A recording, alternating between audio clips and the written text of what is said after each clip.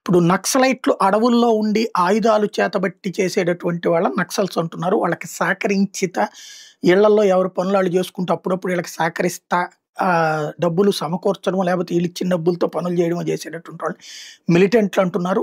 అదే సందర్భంలో టెర్రరిస్టులంటే ఆయుధాలు చేతబట్టుకుని దుర్మార్గాలు చేసేటటువంటి వాళ్ళని ఆహ్, ద ఏది సామ్రాజ్యాలు కావాలని కోరుకునే వాళ్ళని టెర్రరిస్టులు అంటుంటే, ఇప్పుడు సరికొత్త పదం వైట్ టెర్రరిస్టులు అనేటటువంటిది వచ్చింది. అంటే చదువుకున్న టెర్రరిస్టులు.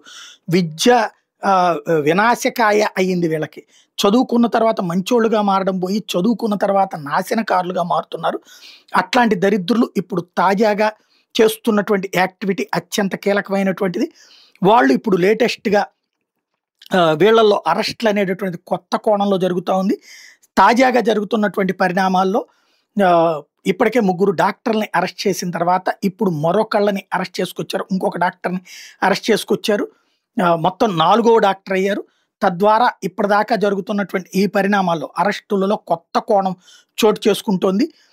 దొరికినటువంటి వాళ్ళందరూ కూడా ఎక్కడో ఒక చోట ఏదో ఒక అరాచకాన్ని చేసి జన్నత్‌కి వెళ్ళాలని కోరుకుంటున్న వాళ్ళే అన్నటువంటి విషయం తేలింది. ఇంకొక డాక్టర్‌ని అరెస్ట్ చేసినట్టుగా అధికార యంత్రాంగాలు ప్రకటించారు.